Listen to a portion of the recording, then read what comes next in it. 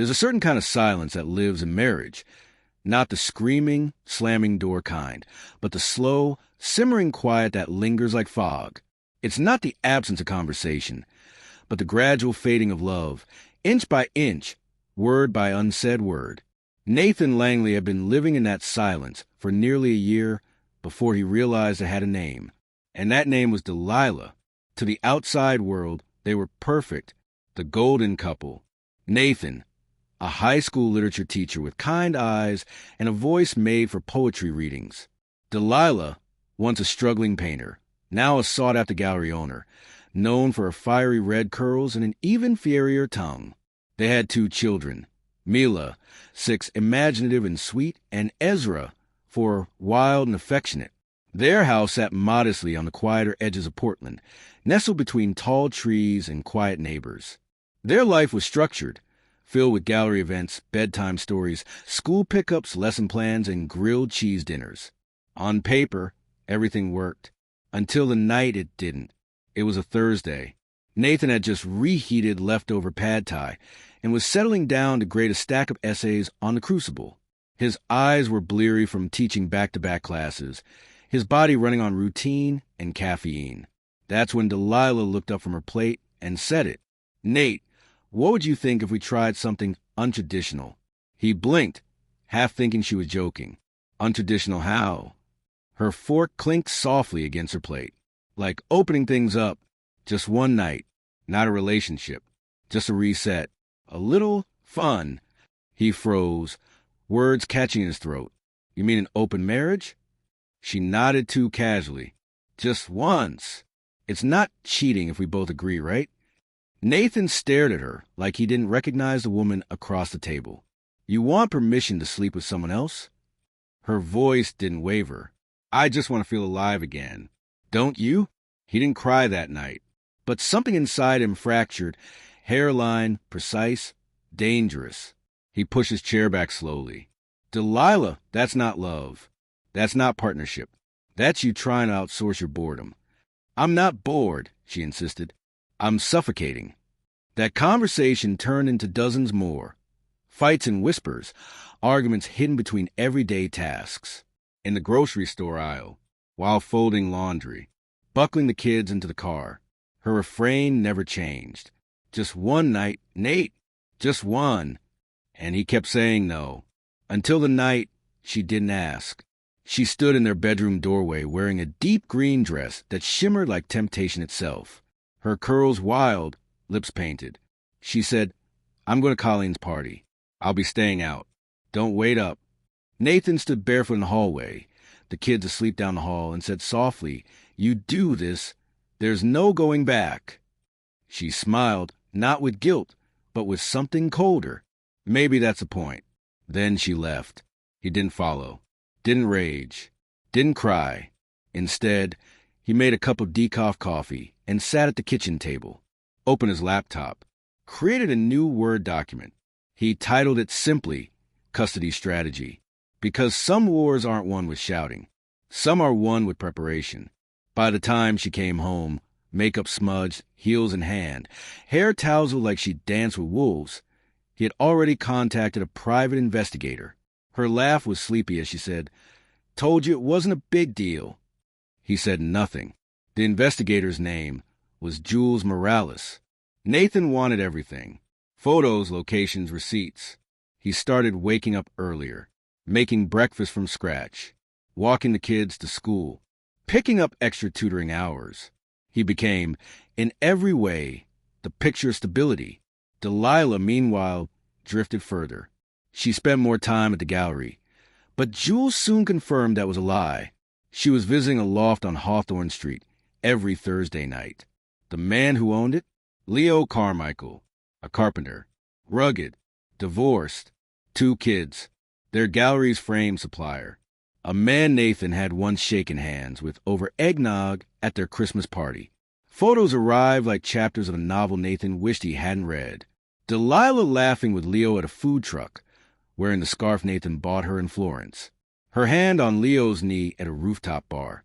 But the worst was a voice memo, casually recorded and passed along to a friend of Leo's. She says she hasn't been touched right in years. Calls her husband a walking dead man. Said she only stays for the house and kids. I swear, she asked me to record last night. Said it turns her on. Thinking he might see it someday. Nathan only listened once. That was enough. It wasn't the betrayal that gutted him, not the physical intimacy, nor the secret meetings. It was hearing the woman he loved reduce him to nothing, a shadow, a placeholder. That was when he made his real decision. He wouldn't just walk away. He would dismantle the life she thought she owned, piece by calculated piece. He called Jules again. Full surveillance. Every hour. Every day. I want it all. By the end of the month, he had a dossier thick enough to bury her. 6 confirmed encounters with Leo. 2 audio recordings. Thousands withdrawn from their joint account, labeled art expenses. And then, the final nail, a password-protected folder on Delilah's laptop. The password? His birthday. Inside were videos. Dozens. With men she'd never mentioned. Her face in each wasn't shamed. It was gleeful. He saved only one clip, then deleted everything from the cloud, and waited. One quiet Saturday, while Delilah was at yoga, Nathan packed Mila in Ezra's bags, placed a surveillance file on the kitchen table, and drove to his sister's across town. That evening, she returned to an empty house. On the table was a thick envelope. Inside, photographs, statements, timestamps, and a single Post-it note. You made your choice. Now I'll make mine. He ignored her calls, the 19 voicemails, her emails, her sobbing messages, saying it was just one mistake. Because it wasn't. It was a pattern, a demolition. In court, she showed up wearing pearls and pleading for joint custody. Nathan handed the saved clip to his lawyer with just one sentence. Let the judge decide if she deserves to raise our children. The courtroom stilled as the 52-second video played. Delilah laughing, straddling a stranger, her voice sultry. Let's make this one messy. My husband's probably grading essays while I make memories. The judge didn't need to see more. She tapped her pen. Delilah's lawyer slouch defeated. Nathan didn't blink. He'd seen it 12 times already. Delilah finally looked ashamed. Outside the courthouse, she caught up with him, makeup smeared, voice shaking. You set me up. Nathan looked her in the eyes and said, No, you set you up. I just paid attention. She blinked at him, the weight of what he'd done finally dawning. Her voice came out barely more than a whisper. I didn't think you had this in you. Nathan didn't flinch. His voice was calm, almost gentle. I didn't either. But betrayal? It's a hell of a teacher. He turned and walked away, his step steady and final. Everything moved quickly after that. The court's decision came down like a gavel made of thunder. Full custody awarded to Nathan. Delilah was granted only limited visitation, supervised once a month. She kept her gallery, but that was all. She lost her rights to the house, the shared accounts, the pieces of their life she once took for granted. Nathan sold the home they once shared and bought a modest fixer-upper with peeling paint and creaky floors. But it had a backyard, and it had sunlight in the mornings, and it had silence.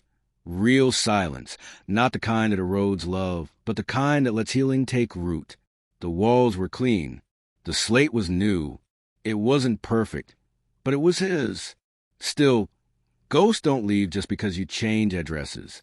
On some nights, after Mila and Ezra had fallen asleep, Nathan would sit on the back porch with a cup of tea growing cold in his hands, staring into the dark yard, wondering how long had she been gone while still standing beside him. Was it after Ezra was born, when their intimacy became mechanical, survival instead of connection? Was it that second gallery opening, the one where Leo brought her wine and whispered admiration while Nathan watched from across the room, tired and proud? There were no answers, only silence, only echoes. But Nathan learned something else in those quiet hours. Pain could be fuel. So he started running every morning, just before the city stirred. First a mile, then 3, then 6. His body changed, leaned out, tightened, but so did something deeper. His spine straightened. His gaze sharpened. People noticed. The other parents at school drop-off started greeting him longer. A barista scrawled her number on the side of his to-go cup. Even his students, once bored by his passion for literature, began leaning forward during lectures, asking questions, listening. And then there was Camille, Mila's art teacher, a quiet woman with soft eyes and a strength you didn't see until you really looked. She was a widow, graceful in her grief, composed in her chaos, fierce when it came to her students. Nathan started volunteering for her weekend art club, just to be close to Mila, but he kept showing up. Even on weekends Mila missed. Camille never pried. She never asked about Delilah or what happened. She offered kindness the way one offers tea in the middle of a storm, gently, without expectation. It began simply. Shared car rides to the science fair, co-hosting Mila's birthday party, quiet conversations in cluttered classrooms. Then, one evening, after they had finished stacking chairs and wiping glitter off a table, she brushed her fingers against his as they packed up papier-mâché volcanoes. "I know," she said quietly, her touch lingering, "what it feels like to lose something that once felt permanent." Nathan looked up at her. In her eyes, he didn't see pity. He saw recognition, understanding, a space to breathe, and for the first time in a long while, he allowed himself to exhale. She met his gaze, her eyes wide, the weight of the situation crashing down on her. She whispered, her voice barely audible. "Still hurts? You don't have to pretend." Nathan didn't flinch or pull away. He let her words settle in the air between them. He didn't offer comfort, didn't offer sympathy. Instead, they sat there in the quiet of the night, talking about Delilah, about betrayal, about guilt and the strange, painful craving for someone who had already destroyed you. Camille never tried to fix him. She simply gave him space to breathe, and sometimes that was all someone needed to begin healing. Delilah, on the other hand, was unraveling. Jules, the private investigator Nathan had employed, still fed him occasional updates. They spoke of the fallout that was slowly consuming her. She'd fired half her gallery staff. Clients were pulling away, and friends, those she thought were close, were ghosting her. Leo, the man she'd run to, vanished entirely once the custody case hit the news. In one blurry photo, Delilah was seen stumbling out of a bar at 2 a.m., her voice raised in anger, though there was no one to yell at. In another, she sat slumped in her car outside the kids' school, staring ahead blankly but never going inside. Nathan didn't feel pity for her. He felt peace. The man she tried to destroy, the man she thought she'd broken, was quietly rebuilding himself, one piece at a time. And soon, the final part of his quiet war would fall into place, a blow she'd never see coming. By the time winter settled into Portland's bones, Nathan had already laid the foundation for the final chapter. Delilah had reached out again, her emails dripping with false humility. "I miss Mila's voice in the mornings. We can still be a family, in some way. Let's not let the past poison everything." Nathan never replied.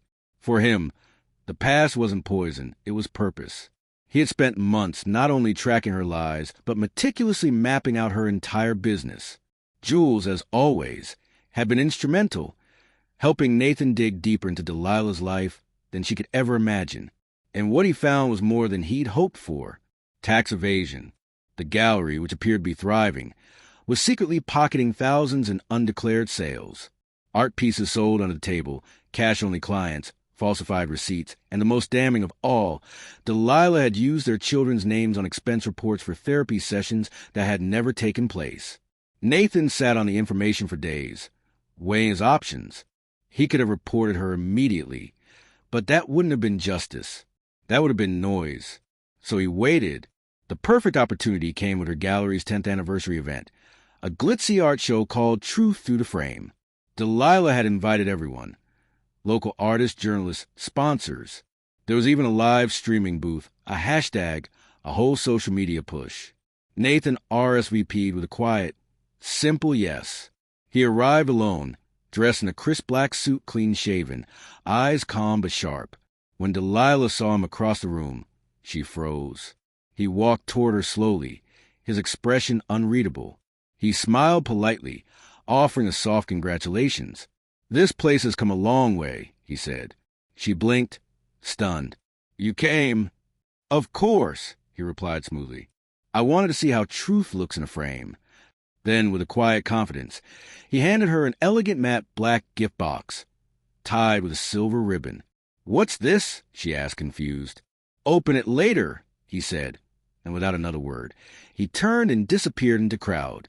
Inside the box was a printed report, complete with photo evidence of every illegal transaction she had made over the past 2 years. At the top was a cover letter addressed to the state tax board, signed off with a chilling note. Regards, the man you laughed at, Delilah. She didn't open it until 30 minutes later, right as she began her opening speech. The microphone in her hand began to tremble. Her voice cracked, and the gallery lights seemed blinding. Guests stared in confusion. Sponsors whispered. One journalist, who had already reviewed her gallery that month, quietly slipped away to update the story. Within 72 hours, her accounts were frozen. Her gallery's social media went silent. By the end of the month, Truth Through the Frame was permanently closed due to a pending legal investigation. But Nathan wasn't done. He reached out to the families who had unknowingly supported Delilah's fraudulent scheme, the parents who had bought her art in good faith.